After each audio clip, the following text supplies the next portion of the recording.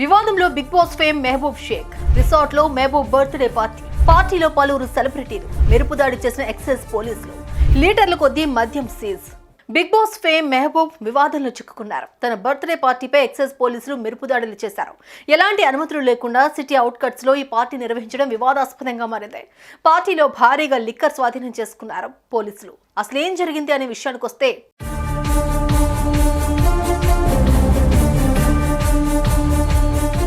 July 29న Bigg boss fame Mehboob Shaikh birthday. ఇతనికి చాలా ఫాలోయింగ్ ఉంది. అటు బుల్లితెర సెలబ్రిటీలు, సోషల్ మీడియా ఇన్ఫ్లుయెన్సర్లు ఫ్రెండ్స్ గా ఉన్నారు. దీంతో తన బర్త్డే పార్టీ గ్రాండ్ గా రన్ చేయాలనుకున్నాడు. ఈ క్రమంలో మేడ్చల్ జిల్లా గట్కేసర్ మండలం అంకుసాపూర్లోని కాంటినెంట్ రిసార్ట్ లో పెద్ద పార్టీ ఏర్పాటు చేశాడు. ఈ పార్టీకి బుల్లితెర సెలబ్రిటీలు, బిగ్ బాస్ ఫేమ్ ఆర్టిస్టులు కూడా వచ్చారు.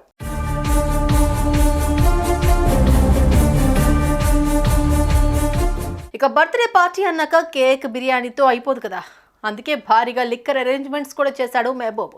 ఈ విషయం కాస్త ఎక్సైజ్ పోలీసులకు తెలియడంతో ఎలాంటి అనుమతులు లేకుండా లిక్కర్ పార్టీ ఎలా నిర్వహిస్తారంటూ మెరుపుదాడులు చేశారు. అప్పటికే పలువురు సెలబ్రిటీలు వెళ్లిపోగా మరికొద్ది మంది ఉన్నారు. వారంతా రిసార్ట్లో ఎంజాయ్ చేస్తున్న సమయంలో పోలీసులు రావడంతో షాక్ అయ్యారు.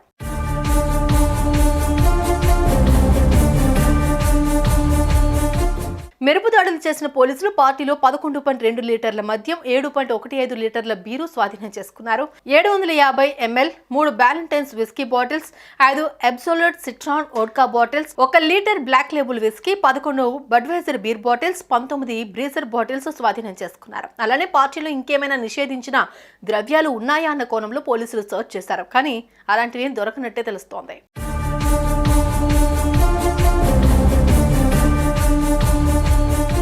కాగా అనుమతి లేకుండా పార్టీ నిర్వహించడంపై party organiser Subhan Ali, resort manager Sudheer Kumar పై కేసు నమోదు చేశారు. పార్టీ మెహబూబ్ కావడంతో అతనిపై కూడా కేసు నమోదు చేసినట్లు తెలుస్తోంది. ఇందుకు సంబంధించిన ఫోటోలు ఇప్పుడు వైరల్ గా మారడంతో విషయం బయటకొచ్చింది.